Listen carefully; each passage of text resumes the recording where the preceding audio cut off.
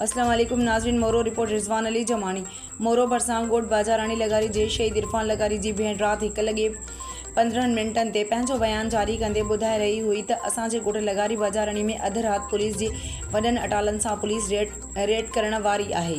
Police जी सख़्त कड़ीअ सबबि असांजे ॻोठ लगारी बाज़ाराणी जी ॿुढड़ियुनि औरतुनि ॿारनि समेत बुज़ुर्ग हिरासा वारी कैफ़ियत में आहिनि। यानी शिया अलामा अयाज़ हुसैन कुमिया जी DA सरबराह पीर साहब पागारो, SUP सरबराह से जैन शाह, कौमी अवामी तहरीक से सरबराह अयाज लतीफ़ अली जो STP सरबराह डॉक्टर कादिर मक्सी, जिसकम सरबराह सनान खान कुरैशी, सिंध जे विकला समेत सियासी समाजी क़ौम परस्त अॻुवाणनि ॿियनि वसवारनि इदारनि खे हथ ॿधी अपील कई आहे त हिननि जे ॾुखे वक़्त में मदद कई वञे ऐं ॻोठ लगारी बाज़ाराणी जी औरतुनि बुज़ुर्गनि मौसूमनि जी सिंध पुलिस जी हिरास जी दहशत मां जान छॾाई वञे।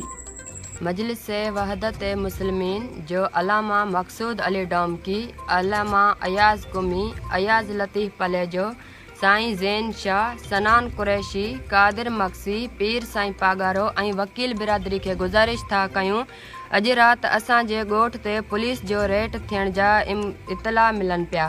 इन करे असांजे ॻोठ में इंतहाई ख़ौफ़ ऐं हरास वारो माहौल आहे। नंढड़नि ॿारनि औरतुनि ऐं मर्दनि में राति जे 1 वॻे ताईं कंहिं बि अञा निंड न कई आहे।